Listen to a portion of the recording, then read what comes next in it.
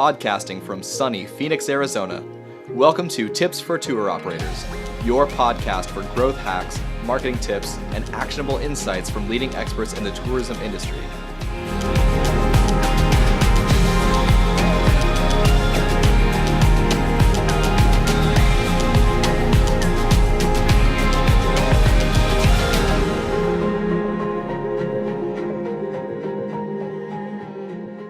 Welcome everybody, I'm Dustin Hoyman, your host for the Tips for Tour Operators podcast. I'm really excited today because we have an incredible guest for you. We're talking to Josh Oakes. He is the founder of the Sunsine Tribe and the former tour operator of a massive operation in Melbourne. He is one of the few tour operators that figured out how to grow a huge tour as well as discover the best quality of life that you could possibly dream of.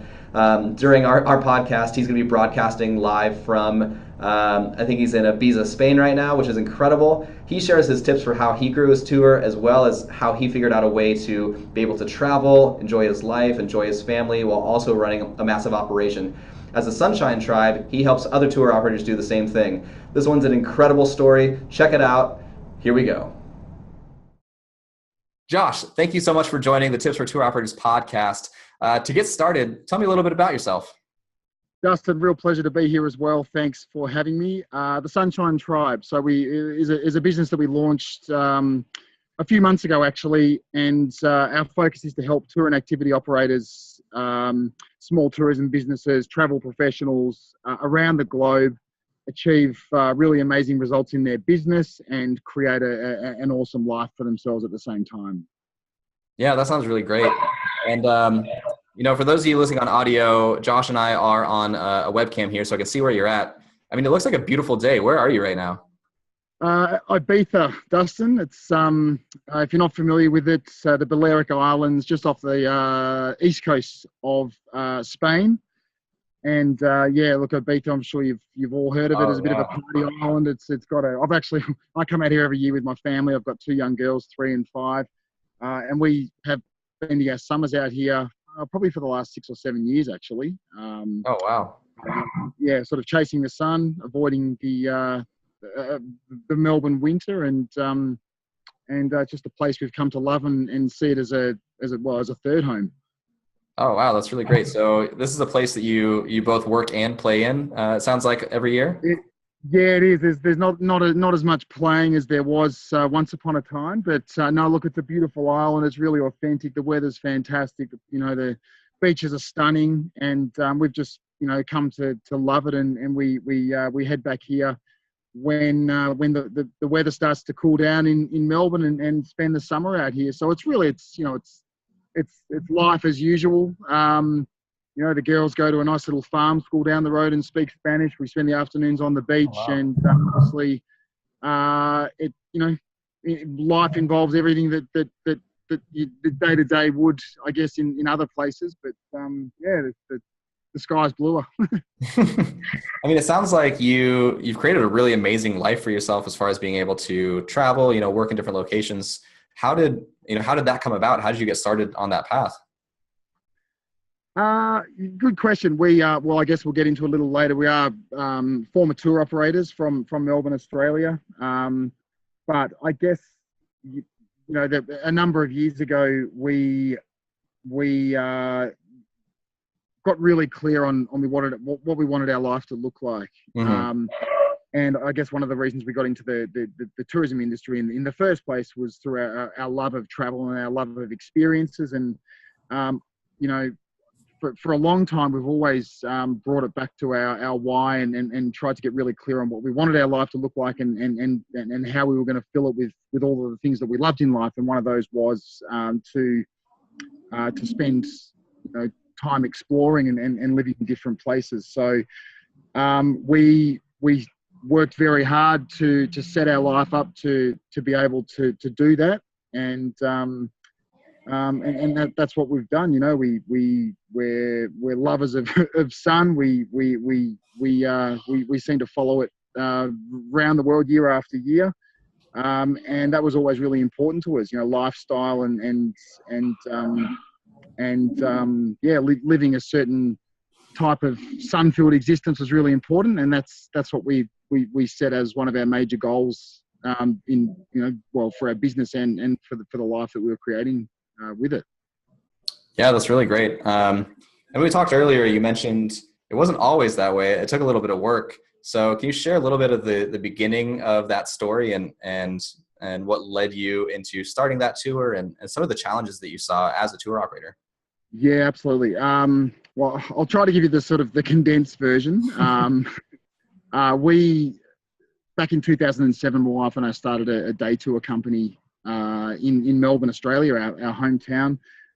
It was a little bit of one of those, what the hell are we doing with our lives? What are we going to do? Type moments, and over a wine or two or three, we came up with the wonderful idea that we'd start a day tour company, and that's what we did. First couple of years, we were really flying blind. We had, no business experience, no tourism experience. We had no cash. We had no networks. We had no support. Pretty much no idea about anything. Very nearly threw the towel in, multiple times over those first couple of years. I think even after 2 years, we were working 60-hour weeks and taking home around 25 grand a year, and not really sure on how we were going to break through. But we did. There were a lot of reasons,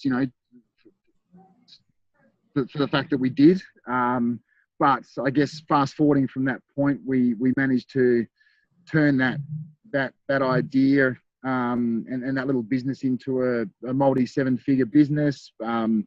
Fast forward 7 years, we were turning over around 2.4 million. We had a fairly large team, which was great. Business was fantastic, but equally important was the fact that we had created a really great life, for us, and we'd always valued that as something equally as important as business success. And we were probably, for the last 5 years, we were in business. So for half of that time that we had that business, we were spending 6 months of the year working remotely and traveling. We had moved out of Melbourne down to a beautiful little coastal town about an hour out of Melbourne, and I was only spending limited time in the office. We'd put a great team together and empowered them to run our business, while we had, I guess, created the opportunity for ourselves to work only on the parts of it that we really loved. So, it worked out really well. We then decided for a number of reasons that, 10 years for us was enough. We decided that 12 to 18 months prior, and we decided that we wanted to sell the business. We did have other ambitions, other things we wanted to achieve, one being the Sunshine Tribe. So we worked hard to get that business ready and prepared for sale. We got the result that we wanted, and we've now moved on with the next phase of our lives, which is helping tour and activity operators, those similar to us and the way that we started out, to achieve some really great results for themselves as well. Yeah, that's really great. It's a really great story. Thanks for sharing. I mean, it sounds like you started in a very similar situation to a lot of tour operators. You were just, looking for something to do that was fun and took your passion into your work, and you started it. It sounds like you ran into a couple of challenges the first couple of years and you overcame those. Can you talk about, some of the specific challenges that you saw that led you to, help other tours, or challenges that you knew that you overcame, and what you see in other tour operators and what they can do to overcome those? Yeah, absolutely. Well, I guess for us, there was a lot of things that we're still really bad at, and we certainly were really bad at when we started out. Technologically, I'm appalling. I'm a bit of a dinosaur. People that have worked for me, never knew whether to laugh or cry. I'm quite open in saying that my IT skills and my grasp of technologies, probably not what it should have been for the owner of a multi 7-figure company. But so things like social media and digital marketing and whatnot were things we were very good at finding the right solutions for, but not necessarily very, very good ourselves. We were really strong on reaching out for help in the early years.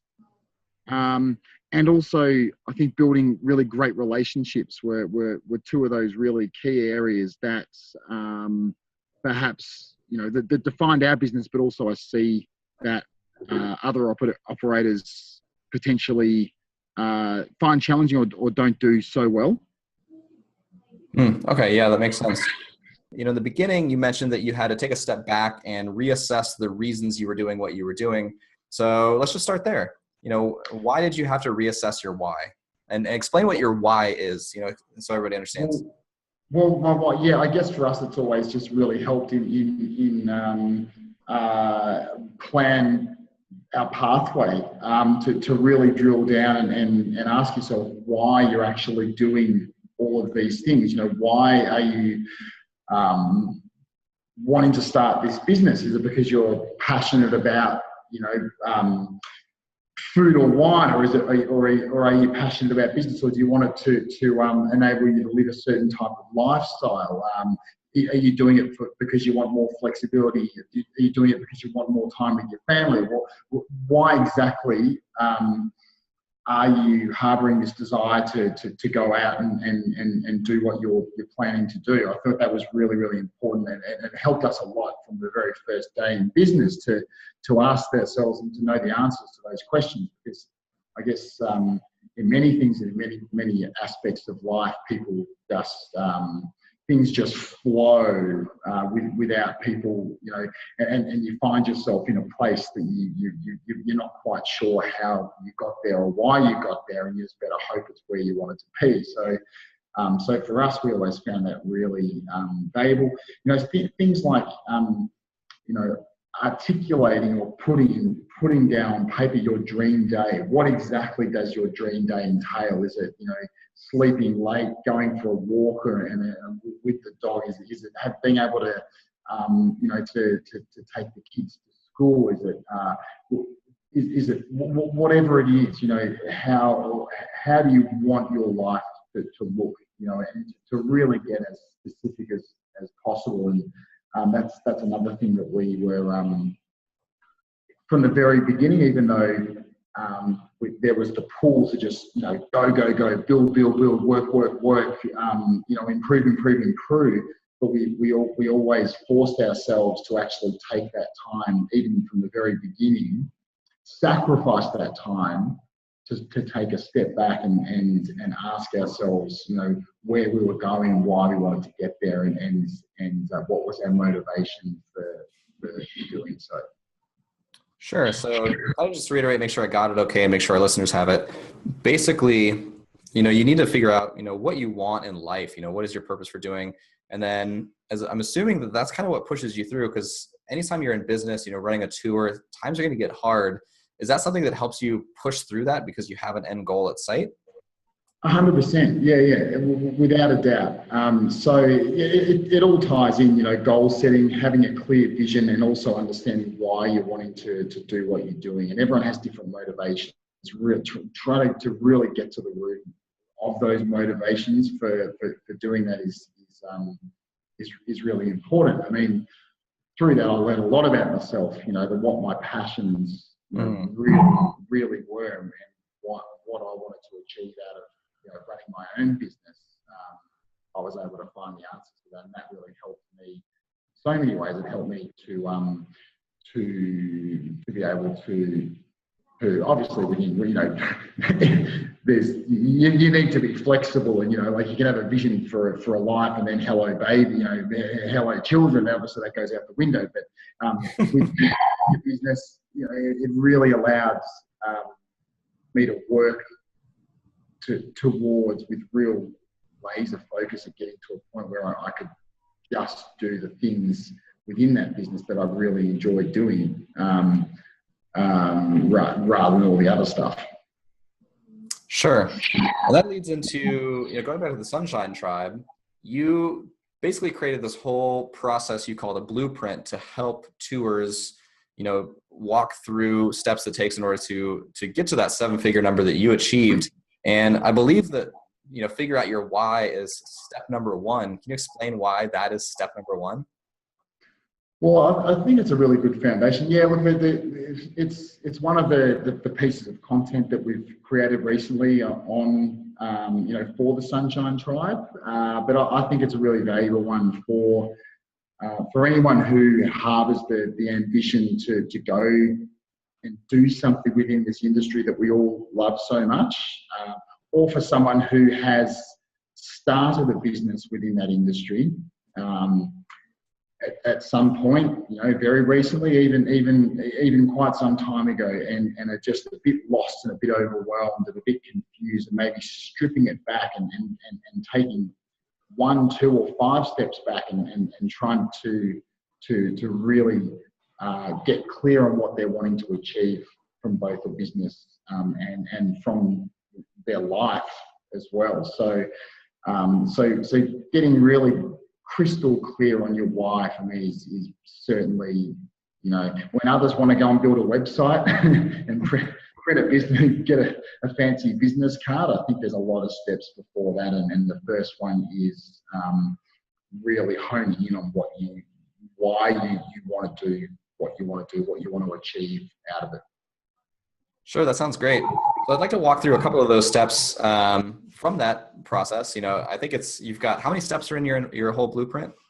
15. I guess some of them could be grouped together that sort of flow into each other. But anyway, I'm sure you've got a few in mind that you're curious about. So by all means. Yeah, you shared each step with me. So I do kind of want to breeze through it a little bit and hit some of the highlights that are in there. I think every step is really important, but some of the big ones that we can talk about is, early on you talk about fine-tuning your idea and the audience that you're marketing to. Can you share with our audience what that means? Yeah, well, there's probably a couple of steps in one, but fine-tuning your idea, I guess, is, if you're starting out as a tour operator or an activity operator, then you've got an idea. There's something, there's a product or there's a service that you want to build, that you want to create, that you think people are really going to love. So that's great, but I guess fine-tuning that idea is the first part. You really, before you start putting it out there to the world, I think that you really want to get clear. Is it something that you really think you're good at? Is it something that the world really needs? Is it something that you really love doing? I think there's 3 questions that's you'll prove. Well, certainly if the world needs it down the track, but first you need to ask yourself, those questions, and from that, the next would be, if so, well, is it unique? Is this a really special thing? Has it got some serious unique selling points that, imagine you're sitting down 3, 4, 5 months down the track with your first hotel concierge or your first products manager at your first ever trade show, and they say, so tell me about what you do, why you're so great, and how are you different, and having something incredibly compelling to say in that one tiny little window of opportunity that you have to sell yourself. So I guess that's what you're wanting to start formulating in your mind first of all. How compelling are your answers going to be when someone says, what are you all about, and how are you different from the rest? So basically you have your idea, you want to lead a tour, fine-tuning that helps provide not only it basically helps provide clarity, it sounds like you're saying. Exactly. Probably more so internal clarity at that stage. That would be certainly, and that flows into your customers or your audience. So from that point, and I think I mentioned earlier, reaching out, asking for help. This is the place here where it starts to become real, and finding out about your customers, your audience. So you need to reach out for help at this point. You need to put yourself on the line and say, hey, I'm can you help me? I'm new to this. I'm new to this gig. I'm new to this industry. I've got this idea. I think it'd be really great.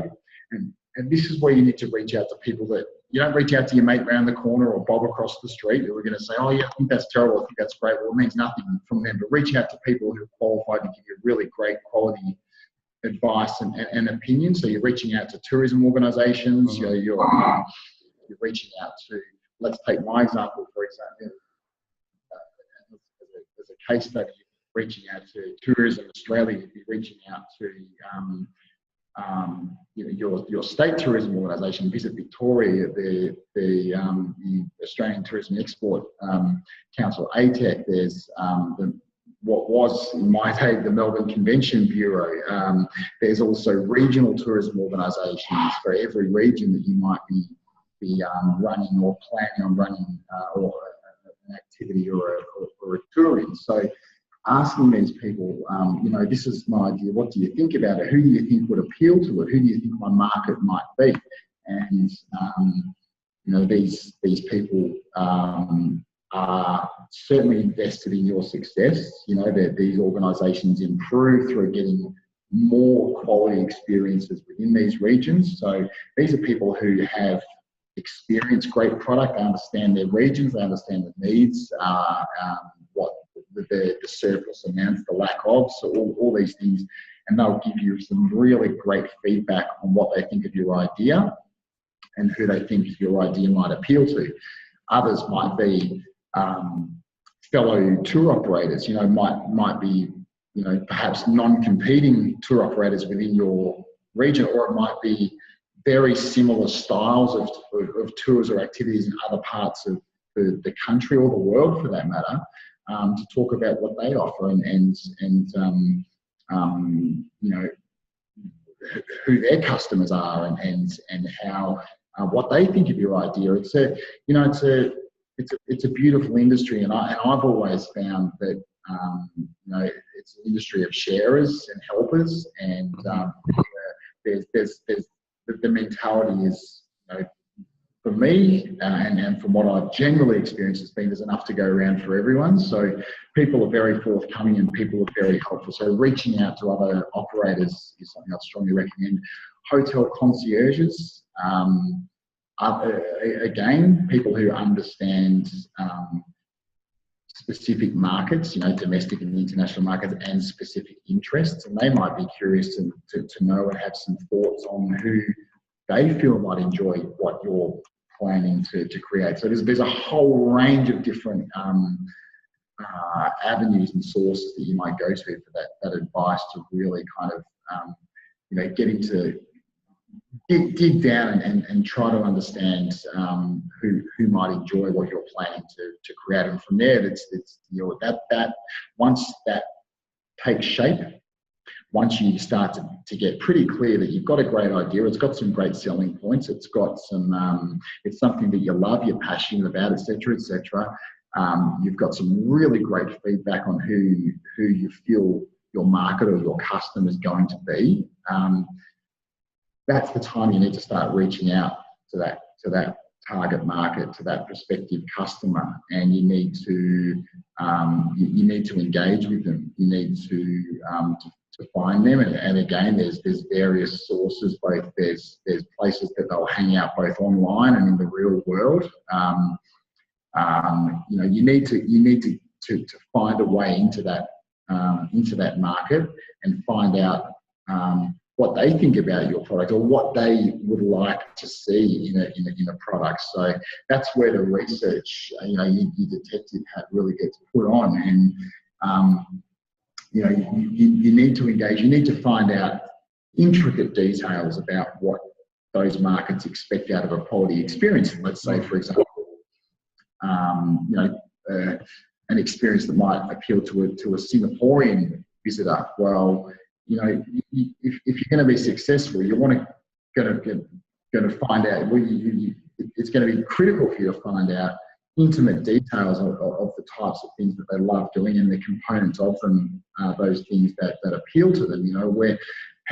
What type of experiences do they like to get their hands dirty? Do they like to get involved and be immersive? Are there any cultural sensitivities? Do they like to travel long distances? Do they like to start early in the morning and finish late? Do they enjoy having meals provided on tours? Do they prefer to take their own? What type of meals? How long? Multiple. the list goes on and on and on and on and on. And that's, you know, I can't emphasize enough the value of doing the work, you know, really front loading the work before you even start, you know, thinking about building a product. So taking your idea, which is just this vague, abstract thing, and really, really giving it some clarity and actually making it real by listening to the customer, the prospective customer that you know that you're engaging with, and that is going to hopefully you know, be really forthcoming in giving a whole heap of helpful information about what will make it successful in their market. Yeah, it seems like the concept of fine tuning your idea goes. It is very clear, but it's a lot deeper than that. Even like you said, it's anticipating the needs of your audience and getting absolutely every detail figured out.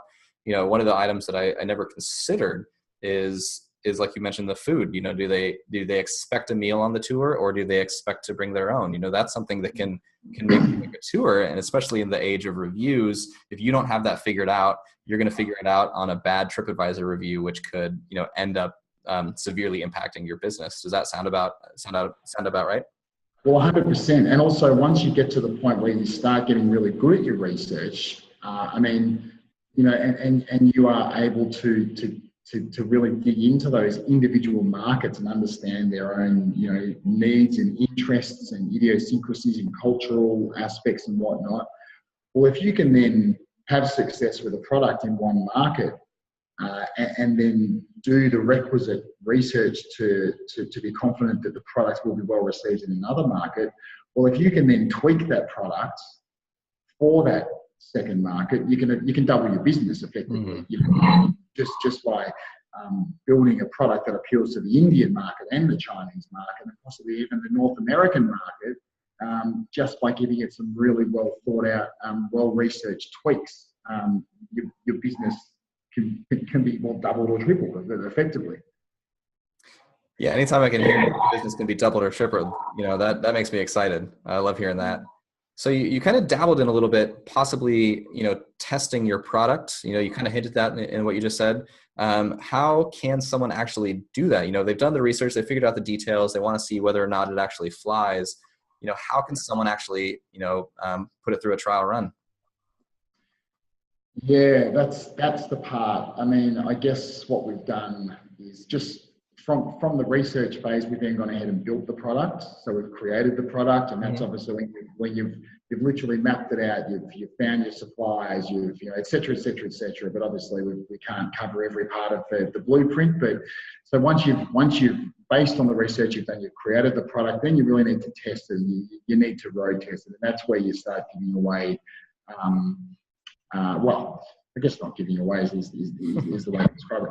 You are getting qualified people who are in a position to give you, you know, detailed feedback about the experience. So you're reaching out to, you know, your national tourism organisation, your state tourism organisation, your regional tourism organisation, your destination, you know, city destination organisation,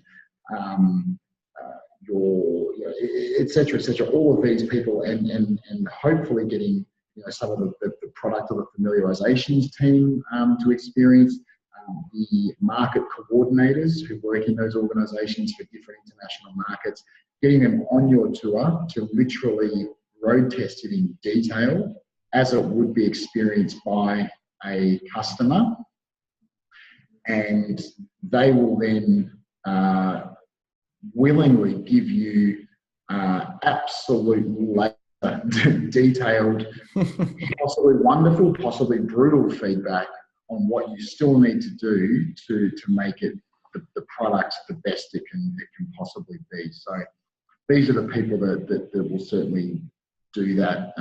And as I say, they, you know, these organisations have a clear vested interest in your product being the best possible version it can be. So I would certainly be aiming to do that.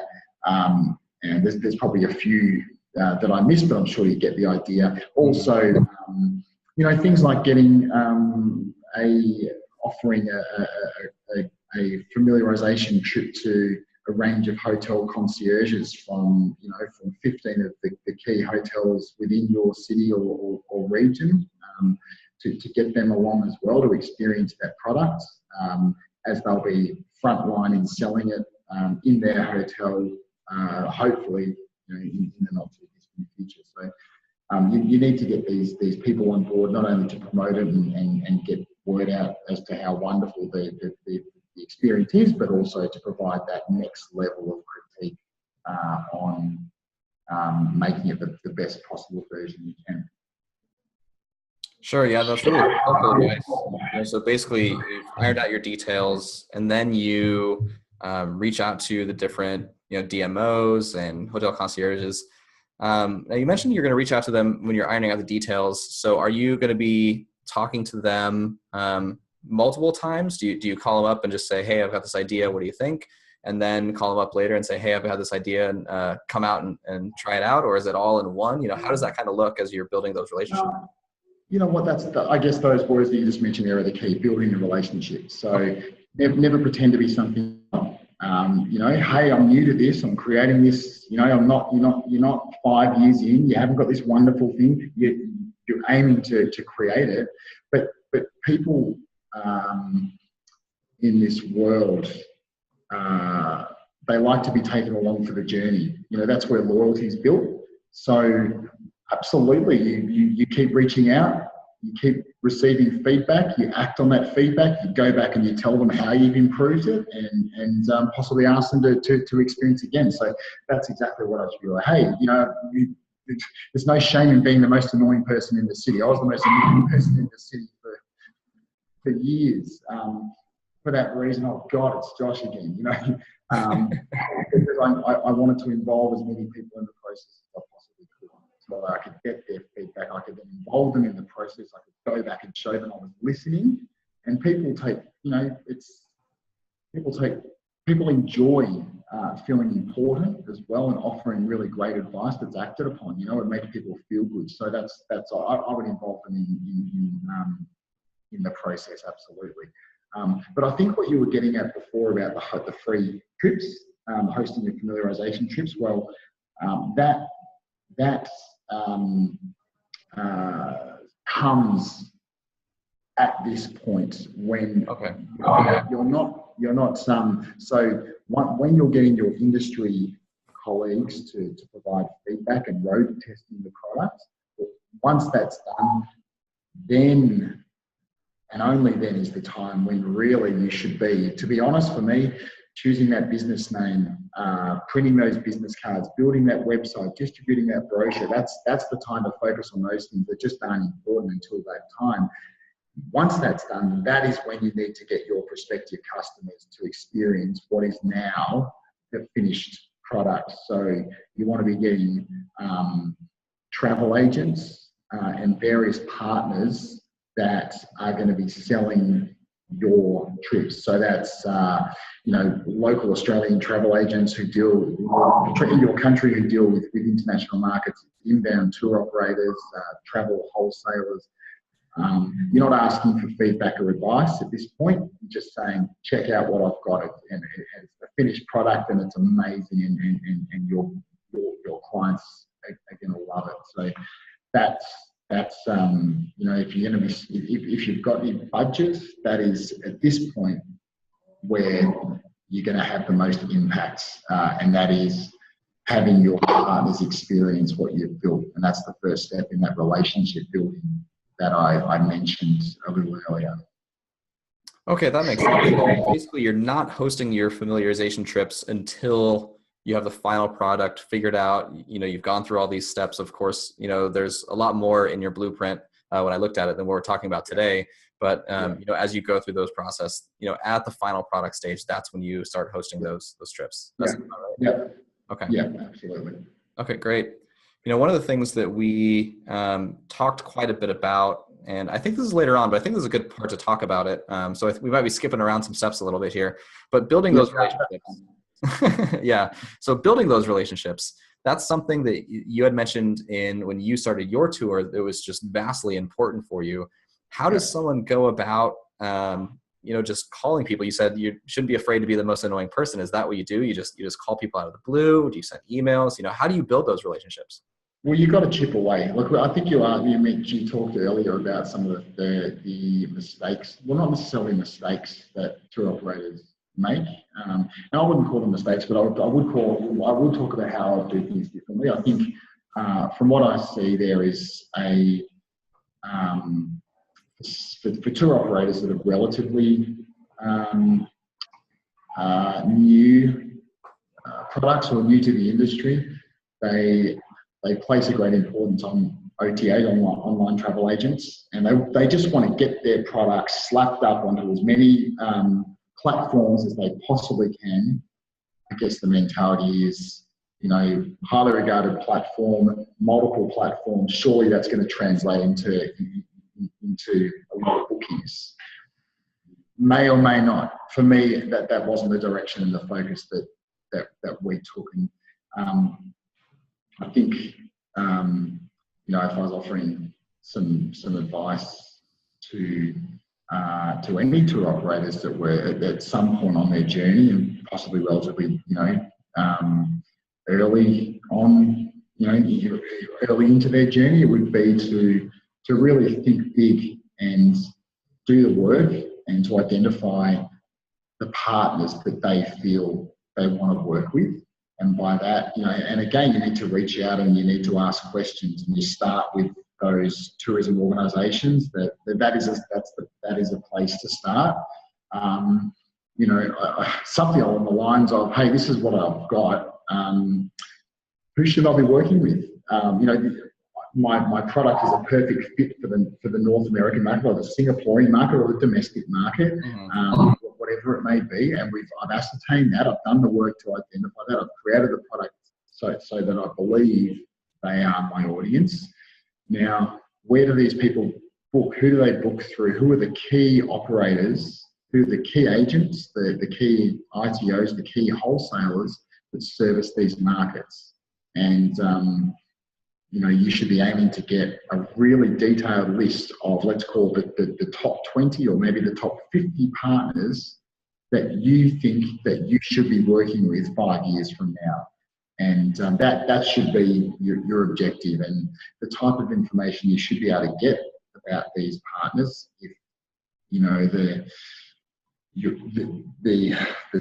the tourism organisations in your country are able to generate the same amount of data and reports and information that mine were, is that how many packs that they're dealing with within your region per year, the type of travel that they enjoy, the type of traveller, are they a 4-star, 5-star, what type, are they single, married, family groups,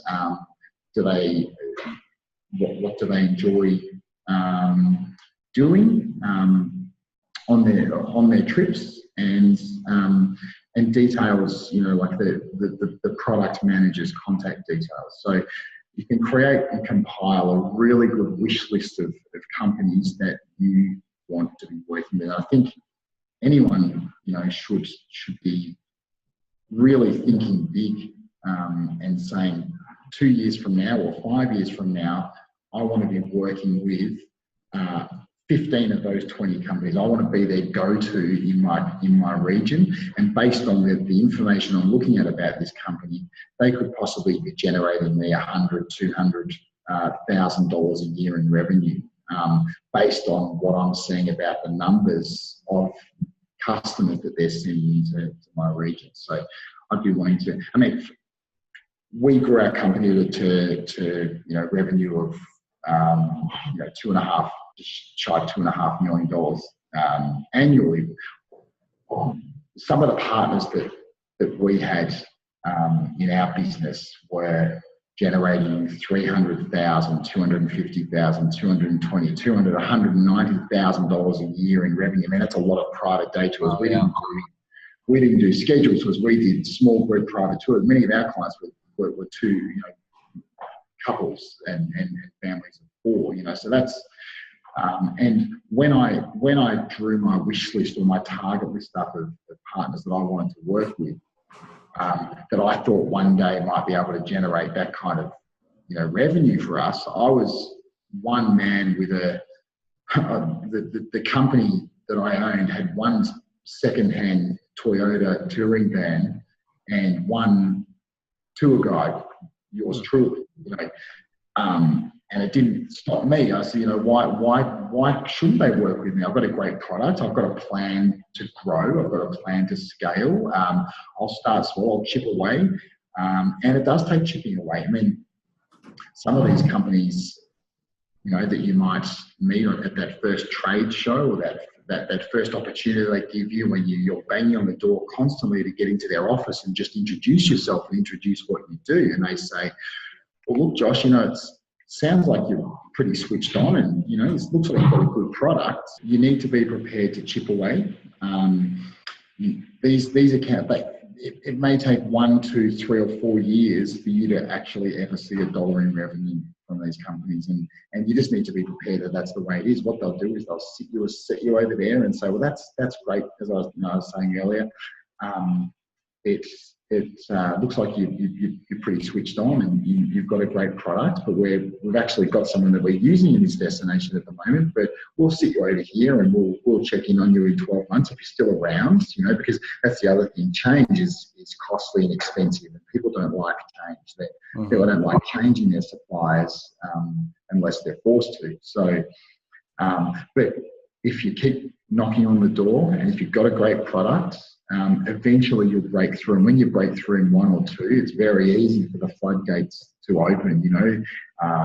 If you're looking at the top 10 operators, similar quality, similar type of clients, similar volume, and you're like, well, those 3 are using us, so, you know, it's much easier to break through. And that is where I think that your that's the game changer. When you start to have success in winning some of these bigger accounts, you're then forced to scale and evolve and grow and you know, increase capacity and all these types of things as well. So yeah. Sure. So you shared with me something that's interesting, and I think it's really important because as people start tours, they often think about going to the OTAs as the first step.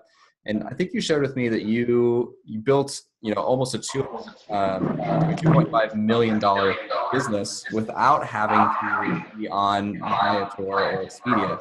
Is that correct? Yeah, that's correct. I'm just walking outside. Actually, I hope you don't mind if I'm just walking around a little bit. Sure, not a problem. That's still quite clear. Yeah. Oh, it's going to be hot and sweaty in there. Yeah, I guess that's something that's a little. I don't know how unique it is within the industry, but no, we never generated a single dollar in revenue or a single booking from any of the bigger OTAs, from Expedia, from Viator, from Booking.com. It's for us. It's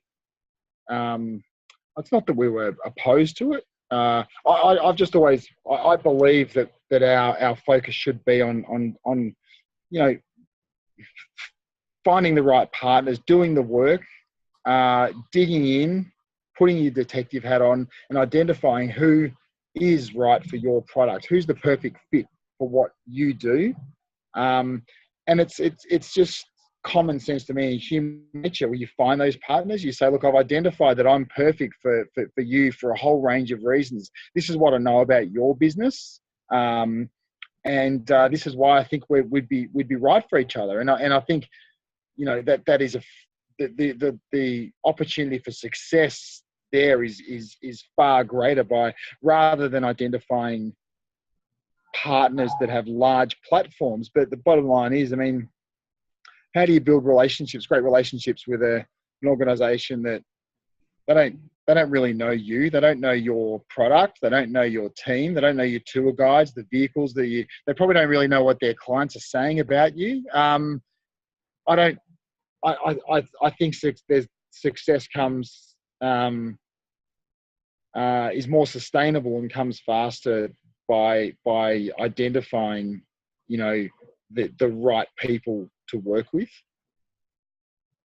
If that makes sense. That's a really good point. You know, instead of kind of like one of the messages I'm hearing, and correct me if I'm wrong, is, you know, you can't just put something out there and hope that people, because they don't really know where you're at. You know, building those relationships, you know, making sure that you're finding the right partners. One point you made was actually put a list together. You know, where do I want to be in 2 years and 5 years? You know, what partners do I want to have? Who do I want to be working with? What's the destination management organization that like top tier that I want to be working with? Yeah. Actually, it sounds like you actually put a list together and say, in 5 years, these should be, you know, my partners. And that, I think, is incredibly powerful. It's almost planning your future revenue with that. Absolutely. Yeah. And I couldn't stress to you enough how important that is to create that vision. And it doesn't need to be a detailed, you know, overwhelming page after page of you know, high level stuff about where you want to be, but some just really simple fundamentals would be really helpful. You know, how much money do you want to be making? Where do you want that money to be coming from? Who do you want to be working with? Who do you want your top 10 partners to be? How much money do you want to be making from them? How many staff do you want? What do you want to be doing in your business? How many touring vehicles you have? What quality? Just simple things like that, and you can put it somewhere that's really, really clear and easy to see, that you can refer back to regularly. You know, whether that's every quarter or whether that's even just, you know, every 6 months or whatever works. But getting that clear vision in place, it's incredible how much you can achieve and how much success you can have in reaching or realizing that vision if you can just see it, you know, regularly and work towards it. Yeah, that's really powerful. And having that, you know, you have everything written down. You said review it quarterly, every 6 months. I'm assuming that you'd recommend from that point, if you're looking at your vision and you say, you know, I wanted to have this many staff with this many employees and this type of, let's say, equipment, whatever that looks like.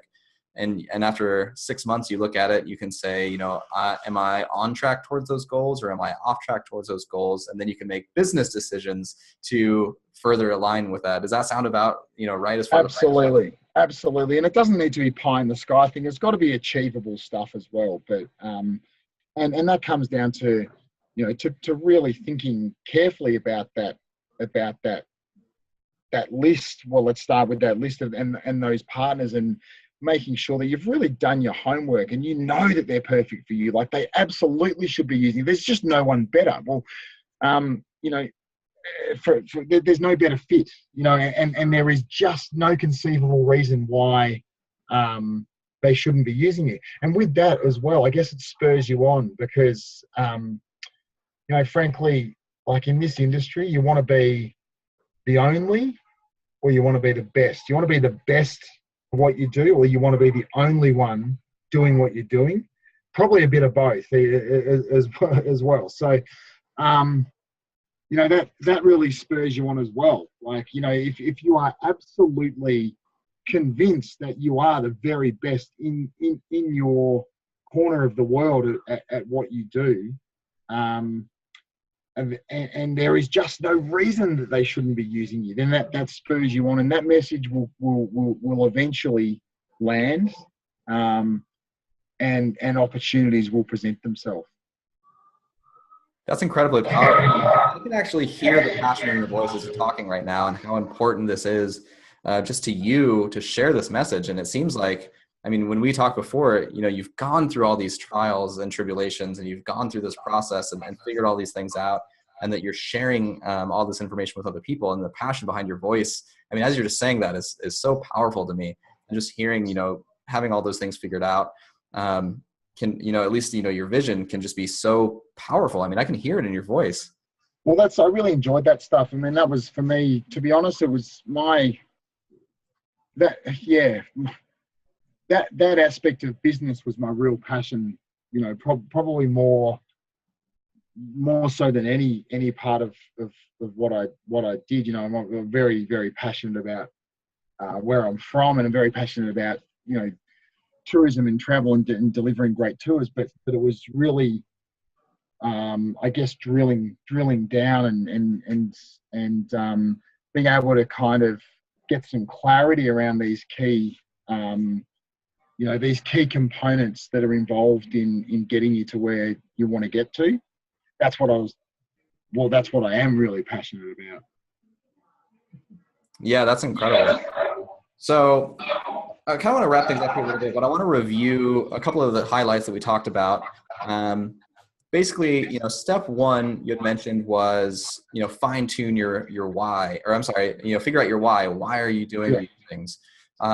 Step two was fine tune your idea, figure out all the details, and during that process, just ask people. I mean, that seems like a no-brainer, but I feel like people just don't want to reach out and ask and actually, find, your possible competitors or destination management organizations, or even somebody who's not a competitor, but something similar. Just ask them questions on there.